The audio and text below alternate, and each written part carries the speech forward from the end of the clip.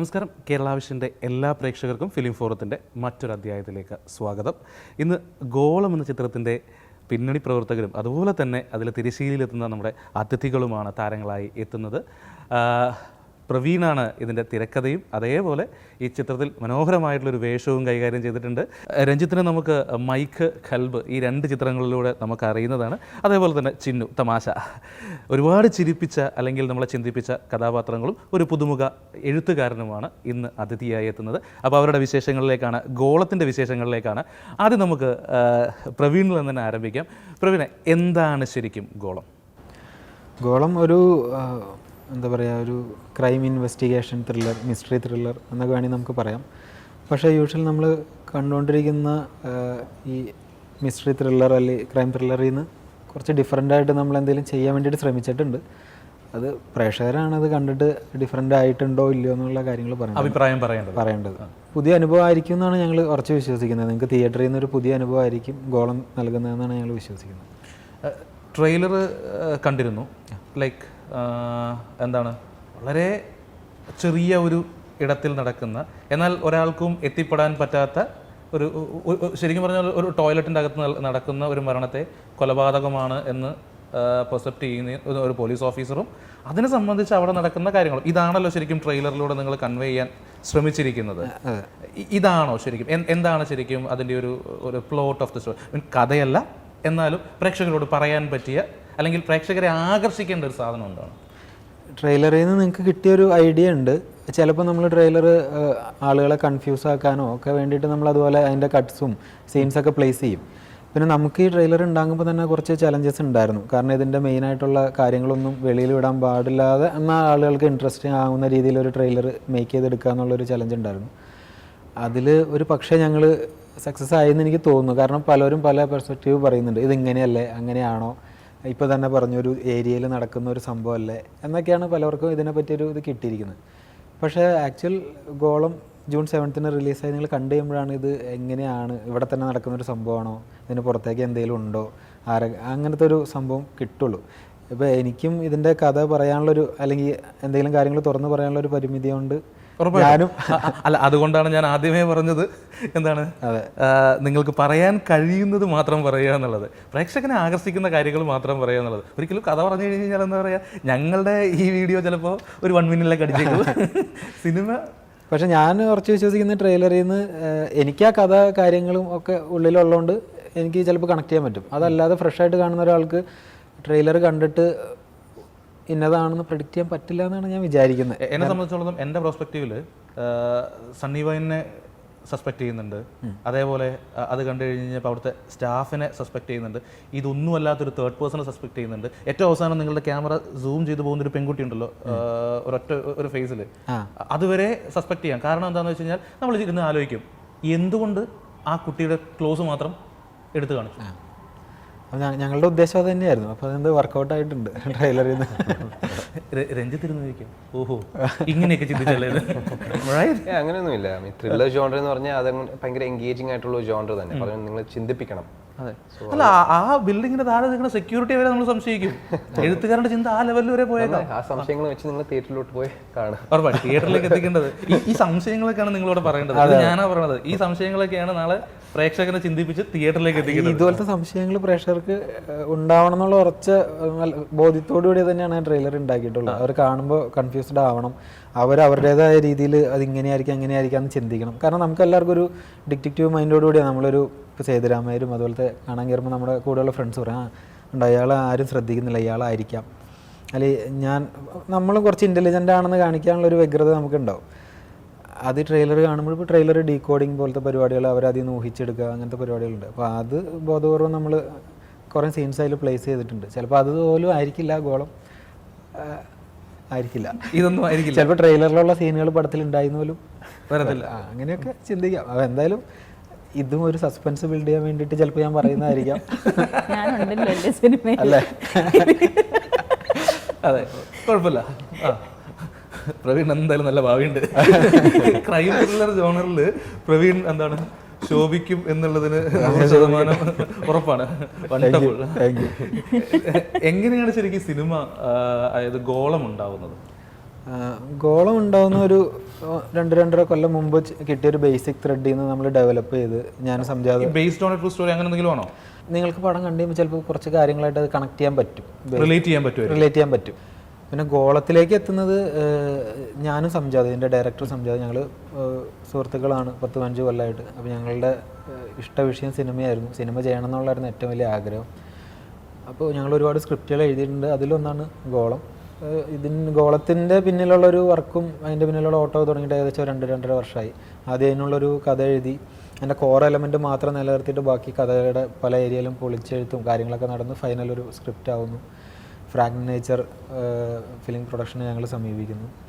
ഞങ്ങളുടെ story രഞ്ജിത്തിനും production ഹൗസിനും ഇഷ്ടപ്പെടുന്നു. അങ്ങനെ ഞങ്ങളുടെ ഈ ഒരു സ്വപ്നം ഇപ്പോൾ സിനിമയായി ജൂൺ 7 എത്താൻ പോകുന്നു. അങ്ങനെയാണ് അതിൻ്റെ ഒരു യാത്ര. അങ്ങനെയായിരുന്നു മൂവിയിലേക്കുള്ള യാത്ര. എങ്ങനെയാണ് രഞ്ജിത്തിലേക്ക് എത്തിയത്? രഞ്ജിത്തിലേക്ക് എത്തിയത് ഞങ്ങൾ ഈ മൂവി ഈ സ്ക്രിപ്റ്റ് എഴുതി തുടങ്ങുമ്പോൾ തന്നെ രഞ്ജിത്ത് എന്ന് പറയുന്ന ഒരു ക്യാരക്ടർ ഞങ്ങളുടെ ഉള്ളിൽ അങ്ങനെ ഒരു പ്ലേസ് ചെയ്തിട്ടല്ല, ആരെയും നമ്മൾ അങ്ങനെ പ്ലേസ് ചെയ്തിട്ടല്ല ഈ ഒരു സ്റ്റോറി എഴുതി തുടങ്ങുന്നത്. സ്റ്റോറി എൻ്റെ ഒരു ഫൈനൽ സ്റ്റേജിൽ എത്തി കഴിഞ്ഞപ്പോൾ ഞങ്ങൾക്കൊരു ന്യൂ ഫേസ് അല്ലെങ്കിൽ കുറച്ച് നമ്മൾ കണ്ടിട്ടില്ലാത്ത ടൈപ്പ് ഒരു പോലീസ് ക്യാരക്ടറിനെ ഇൻട്രൊഡ്യൂസ് ചെയ്യണം എന്നുള്ളൊരു ആഗ്രഹം ഉണ്ടായിരുന്നു. നമ്മൾ ഭയങ്കര അഗ്രസീവായിട്ടുള്ള പോലീസ് ഓഫീസേഴ്സ്, ഉയർന്ന പോലീസ് ഓഫീസേഴ്സിനെ കോളറിന് കുത്തിപ്പിടിച്ചിട്ട് പഞ്ച് ഡയലോഗുകൾ പറയുന്ന പോലീസ് ഓഫീസേഴ്സിനെയൊക്കെ നമ്മൾ കണ്ടിട്ടുണ്ട്. അതിൽ നിന്നൊക്കെ കുറച്ച് മാറിയിട്ട് എന്നാൽ ഭയങ്കര റിയലിസ്റ്റിക് അല്ലാതെ സിനിമാറ്റിക് ആയിട്ടുള്ള മോഡി തന്നെ ഒരു ക്യാരക്ടറായിരുന്നു നമ്മൾ ഉദ്ദേശിച്ചത്. രഞ്ജിത്തിനെ നമുക്ക് നേരത്തെ പരിചയമുണ്ട് ഒരാൾ വഴി. മൈക്ക് മൂവി ഞങ്ങൾ കണ്ടിട്ടുണ്ട്. ഞങ്ങൾ പരിചയപ്പെടുമ്പോൾ രഞ്ജിത്ത് കൽബ് ചെയ്തുകൊണ്ടിരിക്കുന്നു. അപ്പോൾ രഞ്ജിത്തിൻ്റെ കുറച്ച് പിക്സും കാര്യങ്ങളൊക്കെ സംജാത് കളക്ട് ചെയ്തിട്ട് ഇതിൻ്റെ ഡയറക്ടർ സംജാത് ഒരു അനിമേഷൻ ഫീൽഡും ഡിസൈനറും ഒക്കെയാണ്. അപ്പോൾ പുള്ളിയുടെ സിസ്റ്റത്തിൽ രഞ്ജിത്തിൻ്റെ ഫോട്ടോസ് അന്ന് ഹെയറൊക്കെ ഉണ്ട്, ഒരുപാട് ഹെയറൊക്കെ ഉണ്ട്. അതൊക്കെ ക്രോപ്പ് ചെയ്ത് ഒരു മീശയൊക്കെ വെച്ച് നോക്കി കഴിഞ്ഞപ്പോൾ ഞങ്ങളുടെ ക്യാരക്ടറിന് ഏകദേശം ആപ്റ്റാണ്, ഒരു യങ്ങായിട്ടുള്ളൊരു ASP ഓഫീസർ. പിന്നെ ഞങ്ങൾ രഞ്ജിത്തിനെ നേരിട്ട് കണ്ട് ഞങ്ങളുടെ കഥ നറേറ്റ് ചെയ്തു. രഞ്ജിത്തിൻ്റെ ഭാഗത്ത് നിന്ന് വളരെ പോസിറ്റീവായിട്ടുള്ള റെസ്പോൺസ് ആയിരുന്നു. അന്ന് തൊട്ട് ആ ഒരു എന്താ പറയുക, ആ ഒരു സപ്പോർട്ടും എപ്പോഴും എക്സൈറ്റ്മെൻറ്റും കാര്യങ്ങളൊക്കെ രഞ്ജിത്തും ഞങ്ങളെ പോലെ തന്നെ കാണിച്ചിട്ടുണ്ട്. അത് ഭയങ്കര ഒരു സപ്പോർട്ടായിട്ട് ടീം എന്നൊക്കെ പറയുന്നത്. അതെ തോന്നിയിട്ടുണ്ട്. അങ്ങനെയാണ് രഞ്ജിത്തിലേക്ക് ഞങ്ങൾ എത്തുന്നതും രഞ്ജിത്തിനെ ഫിക്സ് ആക്കുന്നതും ഈ പരിപാടികൾ ആരംഭിക്കുന്നത്. അതെ. രഞ്ജിത്തിൻ്റെ പ്രോസ്പെക്റ്റീവിൽ എങ്ങനെയുണ്ടായിരുന്നു ഗോളത്തും അതുപോലെ തന്നെ ഇവരുടെ കൂടെ ഉണ്ടായിരുന്ന ഒരു യാത്രയും ഒക്കെ? ഡെഫിനറ്റ്ലി ഞാൻ ആദ്യം അത് കേൾക്കുമ്പോൾ തന്നെ പറഞ്ഞ പോലെ തന്നെ ഈ ത്രില്ലർ നമ്മൾ ഒരുപാട് കണ്ടിട്ടുള്ളതാണ്. സോ അതിലൊരു പുതുമ, ഒരു ന്യൂ ഫാക്ടർ കൊണ്ടുവരുന്ന വളരെ ഇമ്പോർട്ടൻ്റ് ആയിട്ടുള്ള കാര്യമാണ്. പിന്നെ ഇവർ ഈ കഥ എഴുതിയപ്പോൾ എൻ്റെ കൂടെ പറഞ്ഞപ്പം ഇവർ ഒരുപാട് റീസേർച്ച് ചെയ്തു, സംജാതും പ്രവീണും. അത്രയ്ക്ക് ഇൻട്രിക്കേറ്റ് ആയിട്ട് മെറ്റിക്കുലസും ആയിട്ട് മൊത്തം കഥ പറഞ്ഞപ്പം എനിക്ക് തോന്നി ഇത് ഡെഫിനറ്റ്ലി സംതിങ് ന്യൂ ആയിരിക്കും, ഇത് ഒരുപാട് പൊട്ടൻഷ്യൽ കണ്ടു. അപ്പോഴത്തേക്ക് എനിക്കൊരു എക്സൈറ്റ്മെൻറ്റ് ഉണ്ടായിരുന്നു, ഇതിന് എങ്ങനെയും എനിക്കൊരു ഭാഗമാണോ. പിന്നെ പറഞ്ഞ പോലെ തന്നെ ഇതിൽ ചെയ്ത ക്യാരക്ടറും ഞാൻ എൻ്റെ കഴിഞ്ഞ 2 പടങ്ങളുടെ ക്യാരക്ടറിൻ്റെ കൂടെ കമ്പയർ ചെയ്ത് ഭയങ്കര ഒരു വ്യത്യസ്തത, എൻറ്റയർലി ഡിഫറെൻറ്റാണ്. അപ്പോഴത്തേക്ക് എനിക്കൊരു ക്രിയേറ്റീവ്ലി ഒരു ചാലഞ്ചും കിട്ടി. അപ്പോഴത്തേക്ക് എന്നെ ഒരു ആർട്ടിസ്റ്റായിട്ട് തന്നെ അത് എക്സൈറ്റ് ചെയ്യിപ്പിച്ചു. ഇത് കുറച്ചൊരു ഇൻട്രസ്റ്റിംഗ് ആയിട്ടുള്ള ഒരു പോർട്ട്ഫോളിയോ ആയിരിക്കും ഞാനിത് ചെയ്തത്. സത്യം പറഞ്ഞ മൈക്കിൽ ലൈക്ക് എന്താണ് ഇങ്ങനെ കറങ്ങി നടക്കുന്ന ഒരാൾ, ഇഷ്കും അതിനോട് സാമ്യമുള്ള അല്ലെങ്കിൽ കൽബും മൈക്കും അതൊരു രണ്ടും ഒരു കമ്മിങ് ഓഫ് ഏജ് സ്റ്റോറീസാണ്. അത് കുറച്ച് റൊമാൻസും ഇതും അതൊരു പയ്യനാണ്. ഇതിൽ കുറച്ചുകൂടെയും ഒരു മെച്യൂർഡ് പെർഫോമൻസ് ഞാൻ നോക്കിയത്. അതിൽ വളരെ കൃത്യമായിട്ട്, അതായത് നമ്മുടെ ട്രെയിലറിൽ വളരെ കൃത്യമായിട്ട് കാണുന്നുണ്ട് ഒരു ബോൾഡ് ആയിട്ടുള്ള ഒരു പോലീസ് ഓഫീസറുടെ ഒരു രീതി. സോ ഈ സന്ദീപ് കൃഷ്ണനെ പറ്റി പറഞ്ഞ കാരണം ഞാൻ ശരിക്കും ആ ക്യാരക്ടറിനെ മോൾഡ് ചെയ്തെടുത്തത് പ്രവീണും സംജാതും നമ്മൾ 3 പേരും കൂടെ ഇരുന്ന്, കാരണം ഇവരും പറഞ്ഞായിരുന്നു നമ്മുടെ മനസ്സിൽ സന്ദീപ് കൃഷ്ണൻ ഇങ്ങനത്തെ ആയിരുന്നു. പക്ഷേ ഓബിയസ്ലി അവരെനിക്കൊരു ഫ്രീഡം തന്നു, എൻ്റെ ഒരു ഫ്ലേവറും എൻ്റെ ഒരു അടയാളവും ആഡ് ചെയ്യാൻ വേണ്ടി. സോ നമ്മളതെല്ലാം ബാലൻസ് ചെയ്താൽ ഈ ക്യാരക്ടറിനെ ഉണ്ടാക്കിയത്. സോ ഓബിയസ്ലി പറഞ്ഞ പോലെ ഒരുപാട് പോലീസ് ഓഫീസേഴ്സ് വന്നിട്ടുണ്ട് അഗ്രസീവായിട്ടും കുറച്ച് മാസ് ഡയലോഗ്സ്. പക്ഷേ ഇത് നമ്മൾ മാറ്റി പിടിച്ചേക്കുക കംപ്ലീറ്റ്ലി എന്ന് പറഞ്ഞാൽ ഒരു പുതുമ കൊടുക്കാൻ വേണ്ടി, ഓഡിയൻസിന് വേണ്ടി ഒരു പുതിയ എക്സ്പീരിയൻസ്. അത് വർക്ക് ചെയ്യുന്ന നമ്മളെല്ലാവരും വിശ്വസിക്കുന്നത്. അതായത് ഇത്രയും നാൾ കണ്ട പല പോലീസ് വേഷങ്ങളുമുണ്ട് മലയാളത്തിൽ എഴുതി ചേർക്കപ്പെട്ട, അല്ലെങ്കിൽ എന്താ പറയുക ഇപ്പോഴും ആളുകൾ എന്താണ് ആഘോഷിക്കുന്ന പോലീസ് വേഷങ്ങളുണ്ട്, അതിൻ്റെ റെപ്ലിക്കുകൾ വന്നിട്ടുണ്ട്, തമാശ രീതിയിലുള്ള വേഷങ്ങൾ വന്നിട്ടുണ്ട്. ഇതിൽ നിന്നെല്ലാം വളരെ വ്യത്യസ്തമാകുമോ സന്ദീപ് കൃഷ്ണ എന്ന് പ്രതീക്ഷിക്കുന്നു. പക്ഷെ നമ്മൾ ഏറ്റവും ആത്മാർത്ഥമായിട്ട് അതിനൊരു എഫേർട്ട് പുട്ട് ചെയ്തിട്ടുണ്ട് ബാക്കി ഓഡിയൻസിന്റെ കയ്യിൽ. അല്ലാതെ മാറി നിൽക്കുന്ന ഒരു പോലീസ് വേഷമായിരിക്കുമോ ഇത്? ആയിരിക്കും ആയിരിക്കും കാരണം ഈ നമ്മൾ ട്രെയിലർ കാണുമ്പോൾ അറിയാം പുള്ളി കുറച്ചുകൂടെ ബോൾഡ്, കുറച്ചുകൂടെ ഈ ഷാർപ്പ് നോട്ടങ്ങൾ, ചലനങ്ങൾ അതൊക്കെയാണ് പിടിക്കാൻ നോക്കിയത്. കുറച്ചുകൂടെ മറ്റേ ഡോമിനൻസ് മോസ്റ്റ്ലി സ്ക്രീൻ പ്രസൻസ് വഴിയാണ് കൺവേ ചെയ്യാൻ നോക്കിയത് ഈ സന്ദീപ് കൃഷ്ണ ക്യാരക്ടർ. കാരണം പറഞ്ഞ പോലെ തന്നെ ഇതൊരു IPS ഓഫീസറാണ് പുള്ളി. നമ്മുടെ ട്രെയിലറിൽ പറഞ്ഞു ഡൽഹിയിൽ നിന്ന് ട്രെയിനിങ് കഴിഞ്ഞിട്ട് വന്ന ഒരു വ്യക്തിയാണ്. അപ്പോഴത്തേക്ക് പിന്നെ കാരണം ഈ ക്യാരക്ടർ അതാ ഡിമാൻഡ് ചെയ്ത്, കുറച്ചുകൂടി ഒരു ഫിസിക്കലി ഇൻറ്റിമിഡേറ്റിംഗ് ആയിട്ടുള്ള ഒരു ക്യാരക്ടർ അതാ ഞാൻ പിടിക്കാൻ നോക്കിയത് ഇതിൽ. ഈ ക്യാരക്ടറിലേക്ക് എത്താനുള്ള റെഫറൻസുകളോ അല്ലെങ്കിൽ റിസർച്ചുകളോ അങ്ങനെ എന്തെങ്കിലുമൊക്കെ, അതായത് രഞ്ജിത്തിൽ നിന്ന് സന്ദീപിലേക്കുള്ള ഒരു ഫോർമേഷന് എന്തൊക്കെ? മോസ്റ്റ്ലി ശരിക്കും ഇവരോട് ഇരുന്ന ക്യാരക്ടർ ഫോം ചെയ്യുമായിരുന്നു. പിന്നെ ഞങ്ങൾക്ക് മൊത്തം കാസ്റ്റിംഗ് ക്രൂവിന് ഒരു ടേബിൾ റീഡ് സെഷൻ ഉണ്ടായിരുന്നു. കാരണം സ്ക്രിപ്റ്റ് എല്ലാ കാസ്റ്റിലും ഫൈനലൈസ് ആയിട്ട് ഞങ്ങളെല്ലാവരും സ്ക്രിപ്റ്റ് വെച്ച് ഞങ്ങളുടെ ഭാഗങ്ങൾ ഞങ്ങൾ റീഡ് ചെയ്ത് അങ്ങനത്തെ ഒരു ടേബിൾ റീഡ് സെഷൻ. സോ അതൊരുപാട് ഹെൽപ്പ് ചെയ്തു ആ ക്യാരക്ടറിൻ്റെ ഹെഡ് സ്പേസിലോട്ട് കയറാൻ വേണ്ടി. ഏത് രീതിയിലാണ് ഡയലോഗ് ഡെലിവറി അതൊക്കെ ഒരുപാട് ആ ക്യാരക്ടറിസ്റ്റിക് ഒന്ന് പ്രോപ്പറായിട്ടൊന്ന് ഡിഫൈൻ ചെയ്യാൻ ഞങ്ങൾ ഒരുപാട് ഹെൽപ്പ് ചെയ്തു. ഭയങ്കരമായിട്ട് സപ്പോർട്ട്. അതെ അതെ, ടീമല്ലേ? ടീമായിട്ട്. അതെ. ഈ ഒരു ടീം എങ്ങനെയുണ്ടായിരുന്നു? ഗോളത്തിന്റെ ടീം എങ്ങനെയുണ്ടായിരുന്നു? Like how do you feel? Like it was nice. കാരണം നമ്മൾ പറഞ്ഞ പോലെ ഒരു ഓഫീസ് സ്പേസിൽ ഒരു 70-80% ഷൂട്ട് ചെയ്തത്. നമ്മളെല്ലാവരും ഒരുമിച്ചായിരുന്നു ആ സമയത്ത്. ഒരു ഭയങ്കര ചൂടായിരുന്നു, ഒരുപാട് കോഷ്ടികളൊക്കെ ഉണ്ടായിരുന്നു. So it was A really fun experience ആ രീതിയിൽ.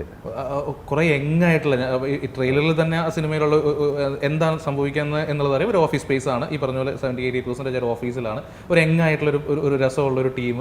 പിന്നെ ആരൊക്കെയായിരുന്നു ബാക്കിയുള്ള ആർട്ടിസ്റ്റുകൾ, കൂടെ ഉണ്ടായിരുന്ന ആളുകൾ ആരൊക്കെയായിരുന്നു? ഈ ഇതിൽ കാണുന്ന ഒരുപാട് പേരുണ്ടല്ലോ. ഇപ്പോൾ ദിലീഷ് ചേട്ടനുണ്ട്, അതേപോലെ തന്നെ സിദ്ദീഖ് ഉണ്ട്, അങ്ങനെയുള്ള ആളുകളുണ്ട്. അല്ലാതെ ബാക്കിയുള്ള ആരൊക്കെയായിരുന്നു മെയിൻ ആയിട്ടുള്ള ആളുകൾ? സീനിയർ ആയിട്ടുള്ള ആളുകൾ എന്ന് പറയുമ്പോൾ ചിന്നു. ചിന്നുവിലേക്ക് നമുക്ക് വരാം. ഞങ്ങളെ സംബന്ധിച്ച് ചിന്നു സീനിയറാണ്. അവിടെ വരുമ്പോൾ തമാശ മൂവിയിൽ വളരെ കേന്ദ്ര കഥാപാത്രം എന്ന് തന്നെ പറയാം ചിന്നു ചെയ്തിട്ട് വന്നിരിക്കുന്നു, ഭീമന്റെ വഴി. അപ്പോൾ ആ ടൈമിലൊക്കെ ചിന്നുവിൻ്റെ അടുത്ത് അപ്രോച്ച് ചെയ്യാനും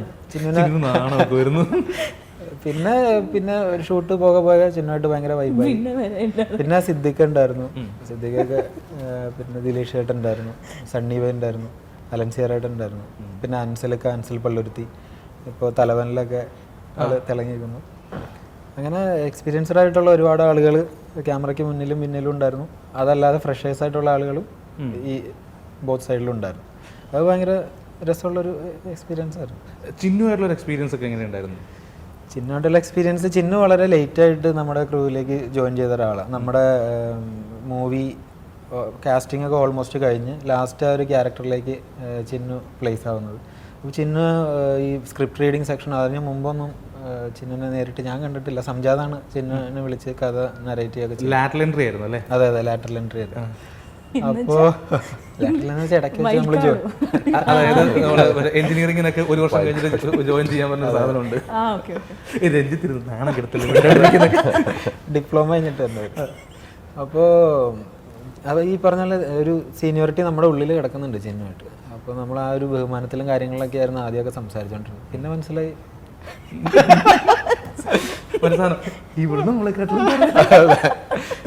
പിന്നെ ചിന്നു നൈസ് മെമ്പറാണ്. പിന്നെ നമ്മൾ ഒരുമിച്ച് ലിയോ ആ ടൈമിൽ ലിയോ റിലീസാവുന്ന ടൈമാണ്. അപ്പോൾ അന്ന് സംജാവ് ഞങ്ങൾക്ക് ഒരു ഫേവർ ചെയ്ത് തന്നു. അന്ന് ഷൂട്ട് കുറച്ച് നേരത്തെ ബ്രേക്ക് ചെയ്തു. എന്നിട്ട് ഗോളം ക്രൂ മൊത്തത്തിൽ തലവലപ്പറമ്പിൽ ഒരു തിയേറ്ററിൽ ടിക്കറ്റ് ബുക്ക് ചെയ്ത് ഞങ്ങൾ സിനിമ കാണാൻ പോയി. അന്നാണ് ചിന്നുവിനെ ഏറ്റവും അടുത്ത് പരിചയപ്പെടുകയും സംസാരിക്കുകയും നല്ല വൈബായിട്ട് പടമൊക്കെ കണ്ട് തിരിച്ചു വരുന്നു. എന്നിട്ട് ചിന്നു നല്ല കമ്പനിയുണ്ട് നമ്മളായിട്ട്. പിന്നെ വാട്സപ്പ് ഗ്രൂപ്പും കാര്യങ്ങളൊക്കെ ആയിട്ട് ചിന്നു ഭയങ്കര ആക്റ്റീവാണ് അതിൽ. മൊത്തത്തിൽ ഞാനൊരു നമ്മൾ വൈബാക്കും. അതെ അതെ.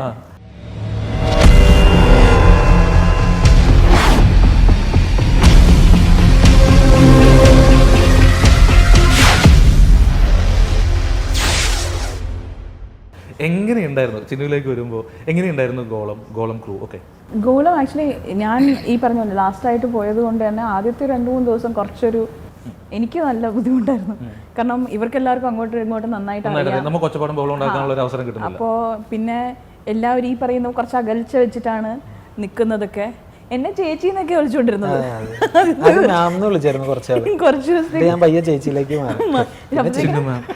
എന്നിട്ട് പിന്നെ സംജാത ചേട്ടാ നമ്മളെക്കാട്ടി പ്രായം കുറവ് നീ ചേച്ചി വിളിക്കുന്നത് നിർത്തുന്നൊക്കെ.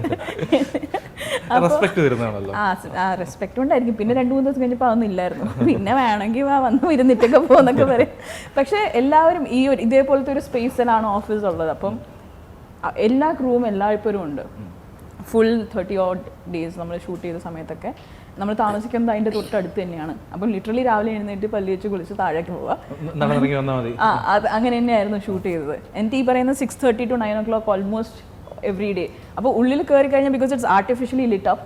നമ്മൾ വൈകിട്ട് 7-8-9 മണിക്കൊക്കെ ഇറങ്ങുമ്പോൾ നമ്മൾ ഇത് രാത്രിയായോ, കാരണം ഇത്ര നേരം ഇതിനുള്ളിൽ വിളിച്ചോണെന്നൊക്കെ നമ്മൾ അറിയുന്ന പോലും. പിന്നെ ആരെ ഷൂട്ട് ചെയ്യുകയാണെങ്കിലും എല്ലാവരും അവിടെ ഉണ്ടാവണം. കാരണം ഓരോ ആക്സസ് വെക്കുമ്പോൾ ആ ഭാഗത്ത് ബാക്കിലുള്ളവരൊക്കെ ഉണ്ടാവണം. അങ്ങനെ കുറേ നാൾ ബ്ലർ ആർട്ടിസ്റ്റൊക്കെ ആയിട്ട് വർക്ക് ചെയ്തിട്ടുണ്ട് ഈ പടത്തിൽ. ചിന്നു കണ്ടുപിടിച്ച പുതിയൊരു വാക്കായിരുന്നു ബ്ലർ ആർട്ടിസ്റ്റ്. കാരണം പിന്നെ പ്രവീണിനൊക്കെ റൈറ്റർ എന്ന് പറഞ്ഞാൽ ഭയങ്കര ഇടയ്ക്ക് വെച്ചിട്ടൊക്കെ എല്ലാവരും ഇങ്ങനെ നോക്കുമ്പോൾ പ്രവീണിന് കുറച്ച് ഒരു എക്സ്ട്രാ ഇതൊക്കെ കൊടുക്കുന്നുണ്ട്. കാരണം ആക്ടർ ആണെങ്കിലും റൈറ്റർ ആണെങ്കിലും. അപ്പൊ പ്രവീൺ ഇടയ്ക്ക് പറയും കഥയുടെ മുന്നോട്ട് പോക്ക് എന്റെ കൈകളിലാണ് എന്ന് നിങ്ങൾ ഓർക്കണം എന്നൊക്കെ എല്ലാവരും അറിയിക്കുമായിരുന്നു ചെറുതായിട്ടൊക്കെ. ഇപ്പൊ എനിക്കങ്ങനെ സത്യം പറഞ്ഞു ഒരാളുടെ ഭാവി നമ്മളിങ്ങനെ സിനിമയെ സംബന്ധിക്കുന്ന കാര്യമല്ല, ഗോളത്തിന്റെ കഥകളൊക്കെ കഴിഞ്ഞു. ഇത് ധൈര്യമായിട്ട് സത്യം പറയാം. പ്രവീൺ സത്യത്തിൽ ഭീഷണിപ്പെടുത്തിയിരുന്നു. ഇതിന്റെ ഹെഡ്ലൈൻ ആയിട്ടോ. ആക്ച്വലി ഇല്ല, അങ്ങനെ കളിയാക്കുമായിരുന്നു. പക്ഷെ കുറച്ച് കഴിയുമ്പോൾ നോക്കിയപ്പോൾ ബ്ലർ ആർട്ടിസ്റ്റിന്റെ കൂടെ ഇവിടെ ഒരാൾ ബ്ലർ ആർട്ടിസ്റ്റ്. അപ്പോൾ പിന്നെ എല്ലാവരും അവിടെ ഇരുന്ന് ചീട്ട് കളിക്കുക. കാരണം ഷൂട്ട് ആക്സസ് ഇങ്ങോട്ടാണെങ്കിൽ അവിടെ ഉള്ളവരൊക്കെ ചീട്ട് കളിച്ചുകൊണ്ടിരിക്കും. പിന്നെ ഇവിടെ ആണെങ്കിൽ ചിലപ്പം സംസാരിച്ചുകൊണ്ടിരിക്കും. അപ്പം ഇവിടെ വേണ്ടാത്ത ആൾ ഇവിടെ വേണ്ടാന്ന് പറയുമ്പോൾ പെട്ടെന്ന് ഡെസ്കിന്റെ അടിയിലൊക്കെ ഒളിച്ചിരിക്കും കുറച്ച് പേര്. അങ്ങനെയായിരുന്നു 10-30 ദിവസം. ഇറ്റ് വാസ് ഫൺ, എന്റർടൈൻമെന്റ് ആയിരുന്നു. അല്ല, സിനിമയെ നമ്മൾ ഏറ്റവും കൂടുതൽ ആകർഷിക്കുന്നതെന്ന് പറഞ്ഞാൽ എന്റർടൈൻമെന്റ് തന്നെയാണ്. എങ്ങനെയുണ്ടായിരുന്നു ആസ് ആൻ ആക്ടർ പ്രവീൺ? ഇവരെ കുറിച്ച് നമ്മൾ അത് ചോദിച്ചു, റൈറ്ററോടാണ് നമ്മൾ ചോദിച്ചത്. ഇനി എന്താണ്, ഒരു പുതുമുഖ നടനായിട്ടാണ് പ്രവീൺ വരുന്നത്. എങ്ങനെയുണ്ടായിരുന്നു പ്രവീൺ?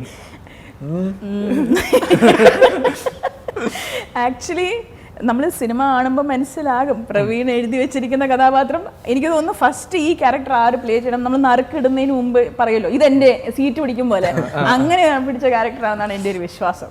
പ്രവീൺ ഇവർക്ക് കൊടുത്തിട്ട് ബാക്കിയൊന്നും ഒന്നും എടുത്തോ. അതെ, അതായത് ആർക്കും വേണ്ടാത്ത ഒരു സമയത്തില്ലേ നമ്മള് ഇങ്ങനെ എല്ലാരും ഇരിക്കുന്ന ഒരു രീതിയുണ്ട്. എന്നെയൊക്കെ അങ്ങറ്റത്ത് ഡോറിന്റെ പുറത്തിടാൻ പറ്റുമെങ്കിൽ അതും ചെയ്ത് തന്നെ റിസപ്ഷനില് ഇവർക്കൊക്കെ ഇരിക്കുന്ന ഒരു സ്ഥലമുണ്ട്. അതിന്റെയൊക്കെ നടുക്ക്, ഒത്ത നടുക്ക് ഈ മനുഷ്യന്റെ സീറ്റ് ചാർട്ട് ചെയ്ത് വെച്ചിരിക്കുക. എങ്ങോട്ട് ക്യാമറ അവിടെ നടുക്കുണ്ടാവണം. പിന്നെ കുറച്ച് ദിവസം കഴിഞ്ഞപ്പോഴാണ് ഈ ബ്ലർ ആർട്ടിസ്റ്റ് പണിയെടുത്ത് തുടങ്ങിയപ്പോഴാണ് ഇവിടെ വേണ്ടായിരുന്നു. കാരണം എവിടോ ടാക്സീസ് വെച്ചാലും പ്രവീൺ വേണം അതിനകത്ത്, അവിടെ ഇരിക്കണം, അനങ്ങാൻ പറ്റൂല, അതൊരു പണിയാ. പക്ഷെ ഐ തിങ്ക് പടത്തിൽ ഇപ്പൊ എല്ലാവരും പുതുമുഖം എന്നൊക്കെ പറയുന്നത് എന്റെ കാഴ്ചപ്പാടിൽ വെറുതെയാണ്. കാരണം എല്ലാവരും നല്ല എക്സ്പീരിയൻസ്ഡ് ആയിട്ടുള്ളവരാണ്. കാരണം പലരും ദേ മോഡൽസ്, അവർ TVs ഒക്കെ ചെയ്ത് അല്ലെങ്കിൽ വെബ് സീരീസ് ചെയ്ത് പരിചയമുള്ളവരാണ്, അല്ലെങ്കിൽ അവരുടെ ഓരോരുത്തരുടെയും മേഖലകളിൽ നല്ല എക്സ്പീരിയൻസ് ഉള്ളവരാണ്. അത് ഞാൻ ഈ പറഞ്ഞതുപോലെ ഞാനത് കണ്ടു കഴിഞ്ഞപ്പോൾ ഞാൻ ശ്രദ്ധിച്ചു, പല ആളുകളുടെയും മുഖപരിചയമുള്ള ആളുകളാണ്. ഷോർട്ട് ഫിലിംസിലൂടെ അല്ലെങ്കിൽ സീരീസിലൂടെ അല്ലെങ്കിൽ എന്താണ് ഇൻഫ്ലുവൻസേഴ്സ് ആയിട്ടുള്ള ആളുകൾ, അങ്ങനെയുള്ള ആളുകളെ നമ്മളെന്താ പറയുക വളരെ ഫെമിലിയർ ആയിട്ടുള്ള ഇതാണ്. എല്ലാവരും അതിലൊരാളെയും പുതുമുഖമാണെന്നോ അല്ലെങ്കിൽ അങ്ങനെ നമുക്ക് തോന്നുന്ന ആളുകളല്ല ശരിക്കും. ഇത് കാണുമ്പോൾ തന്നെ ഇവരൊക്കെ ഇവർ ഇന്ന സ്ഥലത്ത് കണ്ടിട്ടുണ്ട്, ഇവർ ഇന്ന സ്ഥലത്ത് കണ്ടിട്ടുണ്ട് എന്നുള്ളൊരു തോന്നൽ വന്നു. ചിന്നു പറഞ്ഞതുകൊണ്ട് ആക്ച്വലി എല്ലാവരും ഈ പറയുന്ന ആ കാസ്റ്റിങ്ങിന്റെയും കൂടെ പ്രോസസ്സ് അത്ര നല്ലതായതുകൊണ്ടായിരിക്കാം.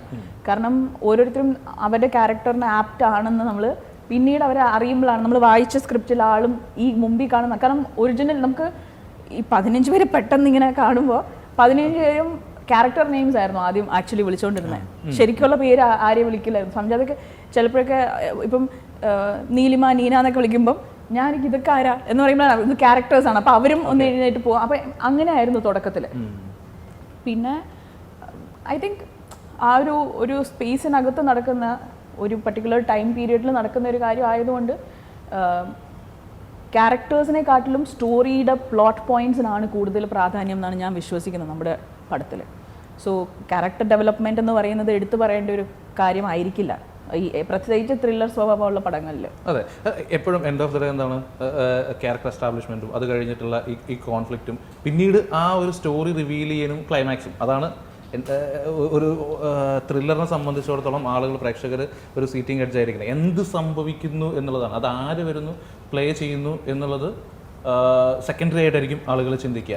എന്താണ് ഇവിടെ വാട്ട് ഈസ് ഗോണ ഹാപ്പൻ എന്നുള്ള ഇത് അത് കംപ്ലീറ്റ്ലി റൈറ്ററുടെ കയ്യിലാണ് ഇരിക്കുന്നത്. ഈ ക്യാരക്ടർ ചൂസ് ചെയ്തതൊക്കെ നിങ്ങളുടെ ടീമായിരുന്നു, എങ്ങനെയായിരുന്നു? നമ്മൾ ഈ സ്റ്റോറി എഴുതി അതിൻ്റെ പുരോഗമനത്തിൽ തന്നെ ഓരോ ക്യാരക്ടേഴ്സിനും നമ്മൾ ചെറിയ ഡിസ്ക്രിപ്ഷനും സംജാത് സ്കെച്ച് ചെയ്യും. അപ്പോൾ അവൻ ഓരോ ക്യാരക്ടേഴ്സിൻ്റെ സ്കെച്ചുകളും കാര്യങ്ങളും എല്ലാം ചെയ്തിട്ടുണ്ടായിരുന്നു. അത് നമ്മുടെ കാസ്റ്റിംഗ് ഡയറക്ടർക്ക് കൊടുത്തിട്ട് ഏകദേശം ഇതിനോട് നീതി പുലർത്തുന്ന രീതിയിലുള്ള കാസ്റ്റിംഗ് ആയിരിക്കണം ചെയ്യേണ്ടി വരിക എന്നുള്ള രീതിയിൽ നമ്മൾ പറഞ്ഞിരുന്നു. അങ്ങനെ തന്നെ കാസ്റ്റ് ചെയ്യാൻ പറ്റി എന്നുള്ളതാണ് നമ്മൾ കരുതുന്നത്. ഏകദേശം അതിനോട് ഒപ്പിച്ചിട്ടുള്ള പരിപാടി തന്നെ ചെയ്യാൻ പറ്റിയെന്നാണ്. അപ്പോൾ ഇതിൻ്റെ പിന്നിലുള്ള അല്ലെങ്കിൽ ഇപ്പോൾ മുൻനിരയിലുള്ള ആളുകളെ കുറിച്ചൊക്കെ നമ്മൾ പറഞ്ഞു, ദിലീഷ് ചേട്ടനുണ്ട്, സിദ്ദീഖ് ഉണ്ട്, അങ്ങനെ ഉള്ള ആളുകളെ കുറിച്ച് നമ്മൾ പറഞ്ഞു.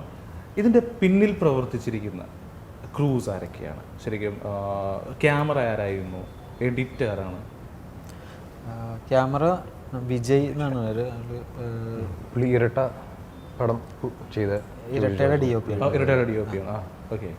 പിന്നെ എഡിറ്റിംഗ് മഹേഷ് ഭുവനന്ദ ചെയ്ത്, നമ്മുടെ കേരള ക്രൈം ഫയൽസ് ചെയ്ത്, Kerala crime files Madhuram. Sound design Vishnu Govind, sound mixing Vishnu Sujathan, നമ്മുടെ പ്രേമിലൊക്കെ ചെയ്ത പുള്ളി. സോ നല്ലൊരു ഏറ്റവും ടോപ്പ് നോച്ച് ടീമായിട്ടുള്ളൊരു സെറ്റപ്പായിരുന്നു നമുക്ക്. കാരണം പറഞ്ഞ പോലെ തന്നെ ഈ പടം മൊത്തം ആ മേക്കിങ്ങിലും പ്രസൻറ്റേഷനിലും നിൽക്കുന്നത്. സൗണ്ട് ഡിസൈൻ, മ്യൂസിക്, നമ്മുടെ മ്യൂസിക് ചെയ്ത AB സാൽവിൻ തോമസ്, പുള്ളീൻ്റെ ആദ്യത്തെ പടം. പക്ഷേ പുള്ളി വളരെ നല്ല രീതിയിൽ ഇതിൽ ഒരുപാട് ഓർക്കസ്ട്രൽ സ്കോർസ് യൂസ് ചെയ്യുന്നുണ്ട്. അത് നല്ലൊരു ഡെഫിനറ്റ്ലി ഒരു പുതുമ കൊണ്ടുവരുന്ന രീതിയിലാണ് പുള്ളി ഇത് അവതരിപ്പിച്ചിട്ടുള്ളത്. സോ പറഞ്ഞ പോലെ ഇത് മൊത്തം ആ മേക്കിങ്ങിലും പ്രസൻറ്റേഷനിലും വന്നിരിക്കുന്നത് ഈ കഥ ഒരു തിയേറ്റർ എക്സ്പീരിയൻസ് നൽകാൻ വേണ്ടി. സോ ആ രീതിയിൽ ഏറ്റവും ബെസ്റ്റായിട്ട് നമ്മുടെ ക്രൂ ചെയ്തിട്ടുണ്ട് എന്നാണ് വിശ്വസിക്കുന്നത്. അല്ല, നമ്മുടെ ഈ മൂവി ഇതിനെപ്പറ്റി നമ്മൾ അപ്രോച്ച് ചെയ്തതിൻ്റെ മുന്നോട്ട് പോയിക്കൊണ്ടിരുന്നപ്പോഴും ആൻമാം സജീവ് സാറ്, നമ്മുടെ പ്രൊഡ്യൂസേഴ്സ് പറഞ്ഞിരുന്നു നമ്മുടെ ഇതിൽ വർക്ക് ചെയ്യാൻ പോകുന്ന ടെക്നിക്കൽ ടീമുകൾ എല്ലാം നല്ല, അതിൽ നമ്മളൊരു വിട്ടുവീഴ്ച ചെയ്യരുത്, നമ്മുടെ പടത്തിൻ്റെ ക്വാളിറ്റി കാര്യങ്ങൾക്ക് ഒരു ബുദ്ധിമുട്ടുണ്ടാവരുന്ന ഏറ്റവും ബെസ്റ്റ് ക്വാളിറ്റി ഡെലിവറി ചെയ്യണം എന്നുള്ള രീതിയിൽ തന്നെ നിർബന്ധം പറഞ്ഞിരുന്നു ആൻമാം സജീവ് സാർ. അതിൻ്റെ ഉള്ളൊരു നല്ല ബാക്ക് സപ്പോർട്ടും ഉണ്ടായിരുന്നു തുടക്കം മുതൽ അറ്റ് ദ മൊമെന്റ് വരെ. ഇപ്പോഴും മാം ഇവിടെ വന്ന് ഇവിടുത്തെ കാര്യങ്ങളൊക്കെ നോക്കി ഇട്ടിപ്പോൾ പോയുള്ളൂ. അപ്പോൾ ആ ഒരു സപ്പോർട്ട് നമുക്ക് എന്നും. അതെ, ഈ പ്രൊഡ്യൂസേഴ്സിനെ കുറിച്ച് പറഞ്ഞു, ആനന്ദ് സജീവ്, എങ്ങനെയുണ്ടായിരുന്നു അവരുടെ അപ്രോച്ച് ചെയ്ത് നിങ്ങളുടെ ഒരു യാത്രയിൽ അവരുടെ ഒരു സപ്പോർട്ട് എങ്ങനെ? നേരത്തെ പറഞ്ഞതിൻ്റെ ഇതെങ്ങനെയായിരുന്നു അവരുടെ ഒരു കൂടെ ഉണ്ടായിരുന്ന യാത്ര? ഞങ്ങൾ പരിചയപ്പെട്ട് ഫസ്റ്റ് മീറ്റിംഗ് തൊട്ട് തന്നെ എന്താ പറയുക, ഒരു പ്രൊഡക്ഷൻ കമ്പനിക്ക് വേണ്ടി വർക്ക് ചെയ്യുന്ന റൈറ്ററോ ഡയറക്ടറായിട്ട് അല്ല ഞങ്ങളെ കണ്ടിട്ടുള്ളതെന്നാണ് ഞങ്ങൾക്ക് ഫീൽ ചെയ്തിട്ടുള്ളത്. അതിന് മുകളിലുള്ള എന്തോ ഒരു അഫെക്ഷൻ ഞങ്ങളോട് ഉണ്ടായിരുന്നു, ആൻമാവിനും സജീവ് സാറിനും. എല്ലാത്തിനും നല്ല സപ്പോർട്ടായിരുന്നു. നമുക്ക് പിന്നത് വേണം, നമ്മളതിൻ്റെ ആവശ്യവും കറക്റ്റായിട്ട് അവരെ പറഞ്ഞ് ബോധ്യപ്പെടുത്താൻ സാധിച്ചാൽ ഒരിക്കലും പിന്നെ അതിനെ നോ പറഞ്ഞിട്ടില്ല. വളരെ സപ്പോർട്ട്. ഭയങ്കരമായിട്ട് ലൈക്ക് സിനിമ മേക്കേഴ്സ് ആൻമാം ഒരുപാട് സിനിമ കാണുന്നവളാണ്. നമുക്ക് ഒരുപാട് സിനിമ സജസ്റ്റ് ചെയ്യും, കാര്യങ്ങളൊക്കെ ചെയ്യും. സിനിമയെ പറ്റി പറയുമ്പോൾ ഭയങ്കര ഒരു എന്താ പറയുക, നമ്മളെ അതെ അതായത് ഒരു സംവിധായകൻ അല്ലെങ്കിൽ ഒരു റൈറ്റർ ആഗ്രഹിക്കുന്ന പ്രൊഡ്യൂസേഴ്സിനെയാണ്. അതെ, കറക്റ്റായിട്ട് ഞങ്ങൾ ഇത്ര നാൾ വെയിറ്റ് ചെയ്തെങ്കിലും നല്ലൊരു പ്രൊഡക്ഷൻ കമ്പനിയായിട്ട് അസോസിയേറ്റ് ആയിട്ട് ഞങ്ങളുടെ ഫസ്റ്റ് മൂവി ഞങ്ങൾക്ക് ഉണ്ടാക്കാൻ പറ്റിയെന്നുള്ളൊരു ഒരു ഇതുണ്ട്. എന്താണ് ഇനി ഗോളത്തിന് ശേഷമുള്ള ഒരു പ്രതീക്ഷകൾ എന്താണ്? ഗോളത്തിന് ശേഷം എന്താണെന്നുള്ളത് സത്യം പറഞ്ഞാൽ പ്രേക്ഷകരുടെ കയ്യിലാണ്. ഗോളാണ് പോയി മുന്നിൽ കാണുന്ന ഒരു വെള്ളി വെളിച്ചം. അതെ, ഗോളം സക്സസ് ആവണമെന്ന് ഇങ്ങനെ ആഗ്രഹമുണ്ട്. ബാക്കി പ്രേക്ഷകരുടെ കയ്യിലാണ്. ഗോളം കഴിഞ്ഞാലും കുറേ പ്രോജക്റ്റുകൾ ഇതുപോലെ മനസ്സിലുണ്ട്, നേരത്തെ എഴുതി വെച്ചതും പുതിയ തോട്ടുകളും കാര്യങ്ങളൊക്കെ ആയിട്ട്. നല്ല സിനിമകൾ ചെയ്യണം, എഴുതാൻ പറ്റണം, അഭിനയിക്കാൻ പറ്റണം. നല്ല സിനിമകളാണെങ്കിൽ മലയാളി പ്രേക്ഷകർ നമ്മൾ കണ്ടതാണ്. ഇപ്പോൾ ഇന്ത്യൻ സിനിമയുടെ ഒരു 30% ഫിനാൻഷ്യൽ ഇത് മലയാള സിനിമ അക്യൂർ ചെയ്തു എന്നുള്ളതാണ് ഒളിഞ്ഞും തെളിഞ്ഞും പല ആളുകളും പറയുന്നത്. അപ്പോൾ ഒന്ന് ആലോചിച്ച് നോക്കിയാൽ മതി, പാവയ്ക്ക പോലുള്ള വളരെ ചെറിയൊരു കേരളത്തിൽ സിനിമ എത്രത്തോളം ആളുകൾ സ്വീകരിക്കുന്നുണ്ടെന്നും. നല്ല സിനിമ നമ്മൾ കൊടുക്കാൻ തയ്യാറാണെങ്കിൽ അത് ഇരു കൈയും നീട്ടി സ്വീകരിക്കാൻ മലയാളി പ്രേക്ഷകർ തയ്യാറാണെന്നുള്ളതിന് ഏറ്റവും വലിയ തെളിവ്. അത് ഈ പറഞ്ഞതുപോലെ നെസ്ലിൻ എന്ന് പറയുന്നത് ഒരു സൂപ്പർ സ്റ്റാർ ആയിരുന്നില്ല, ഇന്നാണ്. പ്രേമലു വരുന്നതിന് മുമ്പ് നമ്മൾ പ്രതീക്ഷിക്കുന്ന അത്രയൊന്നും ഇല്ലാത്ത ഒരാളാണ്. അപ്പോൾ ഒരിക്കലും പ്രതീക്ഷ കൈവിടാതെ പ്രേക്ഷകർക്ക് ഇഷ്ടമുള്ള പ്രേക്ഷകർ പ്രതീക്ഷിക്കുന്ന അല്ലെങ്കിൽ എന്താ പറയുക അവർക്ക് കാണാൻ ഭയങ്കര ആഗ്രഹമുള്ള, ഞാനൊക്കെ ഒരു സാധാരണ പ്രേക്ഷകരാണ്. ഞാൻ നല്ല സിനിമകൾ കണ്ടു കഴിഞ്ഞാൽ കൈയടിക്കും, ഇനി എന്താണ് അതിനകത്ത് കൂവേണ്ടത് വന്നു കഴിഞ്ഞാൽ കൂവും, ഇറങ്ങി പോരേണ്ടത് വന്നു കഴിഞ്ഞാൽ ഇറങ്ങി പോരുന്നതാണ്. ഇതാണ് എല്ലാ പ്രേക്ഷകരും. ഒരു 60% പ്രേക്ഷകരും ഇങ്ങനെയാണ്. അവർക്ക് ഇഷ്ടപ്പെടുന്ന രീതിയിലുള്ള സിനിമകൾ നിങ്ങൾക്ക് കൊടുക്കാൻ പറ്റും എന്ന് തന്നെയാണ് എനിക്ക് ഈ ഒരു ഇത് കണ്ട സമയത്ത് എനിക്ക് ഫീൽ ചെയ്തത്. വാട്ട് ഐ ഫെൽറ്റ്, ഇത് ഗോളത്തിൻ്റെ ഒരു ട്രെയിലർ കണ്ട സമയത്ത് എനിക്ക് ഫീൽ ചെയ്തത് ഉറപ്പായിട്ടും വലിയൊരു വിജയമായി തീരും എന്നുള്ളത് തന്നെയാണ് നമ്മളുടെ പ്രാർത്ഥനയും ആശംസയും. കാരണം നിങ്ങളെപ്പോലത്തെ ആളുകൾ വന്നാൽ ഞങ്ങൾക്ക് വീണ്ടും ഇവിടെ വന്നിരിക്കാൻ പറ്റുള്ളൂ. ഡെഫിനിറ്റ്ലി. രഞ്ജിത്തിൻ്റെ യാത്ര ഇപ്പോൾ ഗോളത്തിലെത്തി നിൽക്കുന്നു. പുതിയ സിനിമകൾ ഏതൊക്കെയാണ്? സോ ഇപ്പം ഞാൻ അരുൺ വേഗയുടെ കൂടെ ഒരു പടം ഷൂട്ട് ചെയ്തുകൊണ്ടിരിക്കുക. നമ്മുടെ ഉപചാരപൂർവ്വം ഗുണ്ട ജയിൻ ചെയ്ത വ്യക്തി. ഏകദേശം തീരാറായി. പിന്നെ അത് പിന്നെ 4ാമത്തെ പടമാണ്. 4ാമത്തെ സിനിമ. പിന്നെ അത് കഴിഞ്ഞിട്ട് ഒന്നും കമ്മിറ്റ് കേൾക്കുന്നുണ്ട് സ്ക്രിപ്റ്റ്സ് ഒക്കെ, പക്ഷേ ഇതൊന്നും ഫൈനലൈസ് ആയിട്ടില്ല. പുതിയ നല്ല സിനിമകൾ, നല്ല ക്യാരക്ടേഴ്സിനെ കാത്തിരിക്കുക. ഉറപ്പായിട്ടും. പറഞ്ഞ പോലെ തന്നെ ഞാൻ ഇൻഡസ്ട്രിയിൽ വന്നത് എൻ്റെ ഒരു മോഹം കൊണ്ടാണ്. എനിക്ക് ഒരു അടയാളം ഉണ്ടാക്കണം, എനിക്കൊരു ലെഗസി ക്രിയേറ്റ് ചെയ്യണം, എനിക്ക് മെമ്മറബിൾ ആയിട്ടുള്ള ക്യാരക്ടേഴ്സ് അവതരിപ്പിക്കണം. ഇതുവരെ എനിക്കത് ചെയ്യാൻ പറ്റി. ഇങ്ങനെ തന്നെ മുന്നോട്ട് പോട്ടെ ഞാൻ പ്രാർത്ഥിക്കുന്നു. ഉറപ്പായിട്ടും. അതായത് നമുക്കൊരു സിനിമയിൽ പറഞ്ഞ ഡയലോഗുണ്ട്, ചാൻസ് ദണ്ഡിച്ചും തന്നെയാണ് എല്ലാവരും സിനിമാക്കാരായിരിക്കുന്നത്. എല്ലാവരും ഹാർഡ്ലി വർക്ക് ചെയ്തിട്ട് തന്നെയാണ് വരുന്നത്. അതുകൊണ്ടാണ് നമുക്കെന്താ പറയുക ഈ വന്നിരിക്കുന്ന ആളുകൾക്കൊക്കെ എക്സിസ്റ്റൻസ് ഉണ്ടാവാനുള്ള കാരണം. ഇന്നലെ ഇത് വന്നതാണെങ്കിൽ എന്താ പറയുക, അത് നാളെ അതേപോലെ പോവുകയും ചെയ്യും. നമ്മളുടെ ഈ ഒരു കാലഘട്ടത്തിൽ കണ്ട എക്സ്പീരിയൻസ് കൊണ്ടാണ് നമുക്കെന്താ പറയുക ഒരു ഭയങ്കര പവർഫുള്ളായിട്ടുള്ളൊരു ഡ്രീം ഉണ്ടെങ്കിൽ there will be someone to help us.